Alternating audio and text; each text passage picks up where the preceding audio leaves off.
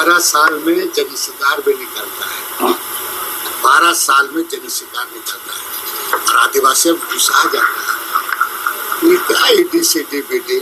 एक तरफ से आप बोल रहे हो कि भाई आप क्या बोलोगे, आप आइए नहीं तो हम आएंगे, ये चुनौती देगा, लो ऑर्डर बिगड़, इस तरह का लोगों को अंदर अंदर बहुत खुन्नस है। और जिस दिन ढलमुगरा निकल जाएगा ना, जिसको ढलथोरा बोलते हैं, बहुत दिक्कत हो जाएगा आदिवासी। अब जब ईडी लड़ेगी तो हमको भी तो उनके साथ राजनीतिक लड़ाई लड़ना पड़ेगा।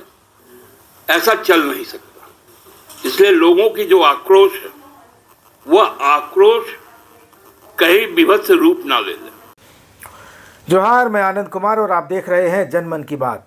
दोस्तों, मुख्यमंत्री हेमंत सोरेन ने ईडी के अधिकारियों को 20 जनवरी को अपने आवास में बयान देने के लिए बुलाया है, लेकिन उसके पहले कांग्रेस के कार्यकारी अध्यक्ष बंधु तिर्की ने 15 जनवरी को एक बयान दिया। उन्होंने कहा कि राज्य के आदिवासी समाज में ईडी की कार्रवाई को लेकर आक्रोश है। एक चुनी हुई सरकार को चुनौती दी जा रही है। इन लोगों को पता नहीं है कि आदिवासी लोग जनी शिकार भी करते हैं, आदिवासी लोग गुस्सा भी हो जाते हैं। यह ईडी बीडी सीडी क्या है? ये लोग आदिवासियों की भावना को नहीं समझ रहे हैं। जिस दिन ढल मुंगड़ा, जो पत्थर तोड़ने वाला पारंपरिक औजार होता है, निकल गया तो दिक्कत हो जाएगी। आदिवासी सीएम को भाजपा नहीं पचा पा रही है।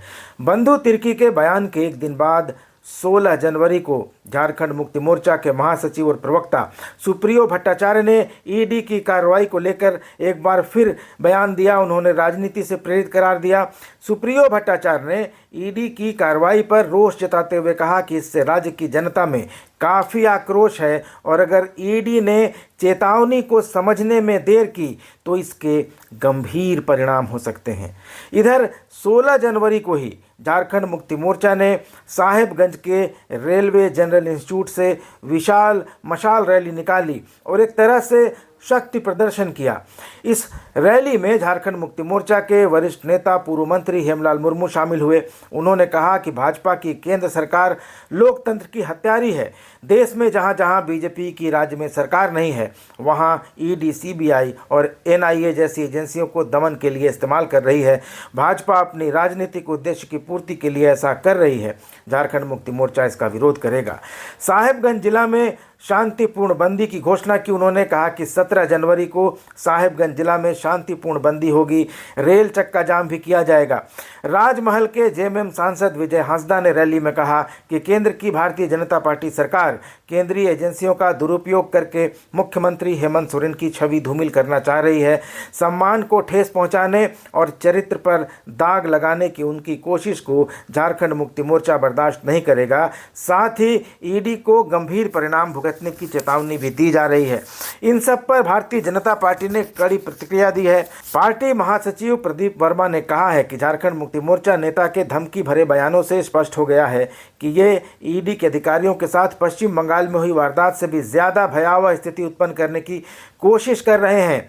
वर्मा ने प्रतिक्रिया देते हुए कहा कि एक तरफ मुख्यमंत्री हेमंत सोरेन 8वें नोटिस के बाद ईडी को पूछताछ के लिए अपने पास ही बुलाना चाहते हैं और दूसरी ओर उनकी पार्टी के वरिष्ठ नेता महासचिव सुप्रियो भट्टाचार्य ईडी को धमकी भी दे रहे हैं। तो दोस्तों, जहां मुख्यमंत्री हेमंत सोरेन ने 20 जनवरी को ईडी को अपने आवास में पूछताछ के लिए आने के लिए कहा है, वहीं बंधु तिर्की ने आदिवासियों में आक्रोश की बात कही है और अब झारखंड मुक्ति मोर्चा जनाक्रोश की बात कह रहा है। गंभीर परिणामों की बात कही जा रही है। तो ये गंभीर परिणाम आखिर क्या हो सकते हैं? ईडी कोई राजनीतिक दल तो है नहीं कि उसे चुनाव में जनता के आक्रोश का सामना करना पड़ेगा या उसके खिलाफ बंद बुलाकर जनमत उसके खिलाफ करके कुछ फ़ायदा हो जाएगा। ईडी तो एक केंद्रीय जांच एजेंसी है और वह prevention of money laundering act के तहत अपना काम करता है। ईडी के समन के खिलाफ हेमंत सोरेन कानूनी राहत पाने की कोशिशें कर चुके हैं, लेकिन कानूनी राहत उन्हें नहीं मिली क्योंकि अदालतें जांच प्रक्रिया में आमतौर पर हस्तक्षेप नहीं करती। तो अगर ईडी को गंभीर नतीजे भुगतने की चेतावनी दी जा रही है तो वह गंभीर नतीजा किस तरह का होगा? क्या यह जनाक्रोश ईडी के अफसरों पर निकलेगा? क्या इससे कानून व्यवस्था की कोई स्थिति पैदा हो गई? इन सब बातों को लेकर भी तरह तरह की चर्चाएं होने लगी हैं। सवाल यह भी उठ रहे हैं कि क्या यह ईडी को दबाव में लाने के लिए किया जा रहा है या सचमुच में जनता में ईडी की कार्रवाई को लेकर आक्रोश है या सिर्फ जन भावनाओं को उभार कर इसका राजनीतिक लाभ लेने की कोशिश भर है। क्या है यह? इसको लेकर लोग अपने अपने स्तर से कयास लगा रहे हैं, अंदाज लगा रहे हैं। कुछ लोग तो इसे बंगाल की घटना से भी जोड़कर देख रहे हैं, जहां इसी महीने की 5 जनवरी को उत्तरी 24 परगना जिले के संदेश खाली में टीएमसी नेता शाहजहां शेख के घर छापेमारी के दौरान ईडी के अधिकारियों पर हमला किया गया था और जिस हमले में ईडी के 3 अधिकारी घायल हो गए थे। दोस्तों, बंधु तिर्की और सुप्रियो भट्टाचार्य के बयानों के बाद झारखंड में ईडी के अधिकारियों की सुरक्षा को लेकर भी सवाल खड़े किए जा रहे हैं। आपको याद दिलाता चलूं कि पिछले दिनों रांची के होटवार जेल में ईडी ने छापेमारी की थी। यह छापेमारी इस सूचना के बाद की गई थी कि जेल में बंद पावर ब्रोकर प्रेम प्रकाश और अमित अग्रवाल ईडी के अधिकारियों पर हमले की साजिशें रच रहे थे। लेकिन वे तो आरोपी हैं और बाहरी तत्व हैं। लेकिन बंधु तिर्की झारखंड कांग्रेस के कार्यकारी अध्यक्ष हैं और सुप्रियो भट्टाचार्य जेएमएम के महासचिव। दोनों ही दल यानी कांग्रेस और जेएमएम राज्य में सत्तारूढ़ हेमंत सोरेन सरकार के प्रमुख घटक हैं। ऐसे में आदिवासियों और जनता में आक्रोश की बात कहकर ईडी को गंभीर परिणाम भुगतने की जो चेतावनी दी जा रही है, उसके आखिर निहितार्थ क्या हैं? ईडी ने सुरक्षा के मसले पर केंद्रीय गृह मंत्रालय से पत्राचार किया है। इसके बाद ईडी की सुरक्षा में सीआईएसएफ के जवानों को लगाया गया है। इसके अतिरिक्त सीआरपीएफ के जवान भी स्टैंड बाय मोड में रहते हैं। छापेमारी में भी ईडी इन्हीं दोनों बलों के जवानों को साथ में रखता है। ईडी के कार्यालय में प्रतिनियुक्त किए गए झारखंड पुलिस के ज़्यादातर अधिकारियों और जवानों को वहां से हटा दिया गया है। और इतना ही नहीं, ईडी कार्यालय के गेट, ग्रिल और चारदीवारी को इस कदर घटकवा दिया गया है कि बाहर से कोई अंदर झांक भी नहीं सकता। हालांकि सुप्रियो भट्टाचार्य की बातों पर गौर करें तो लगता है कि मामला राजनीतिक है, क्योंकि उन्होंने ईडी की कार्रवाई पर सवाल उठाते हुए कहा कि चुनावी वर्ष में अभी का समय काफ़ी महत्वपूर्ण है। राज्य सरकार को परेशान किया जा रहा है। ईडी छापेमारी करता है लेकिन यह नहीं बताता कि किसके यहाँ से क्या बरामद हुआ है।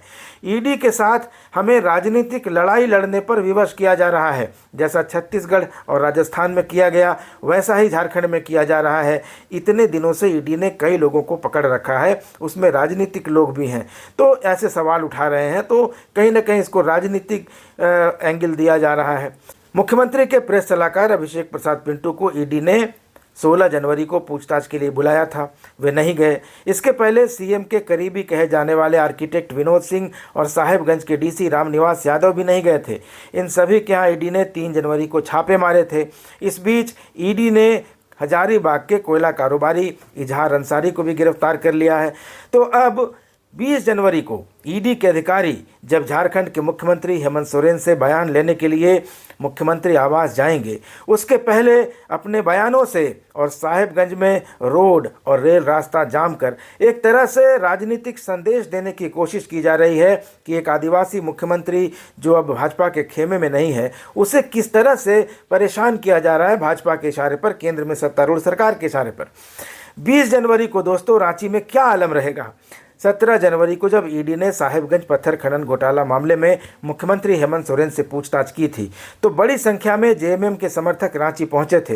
हालांकि वे ईडी के दफ्तर तक नहीं गए थे, वे मुख्यमंत्री आवास के आसपास थे, वहां इंतजार कर रहे थे उनके आने का। उनके आने के बाद मुख्यमंत्री ने उन्हें संबोधित भी किया था। लेकिन इस बार पूछताछ मुख्यमंत्री आवास में ही होनी है। तो 20 जनवरी को सीएम आवास के बाहर का नज़ारा कैसा रहेगा, यह देखने की उत्सुकता सभी को है।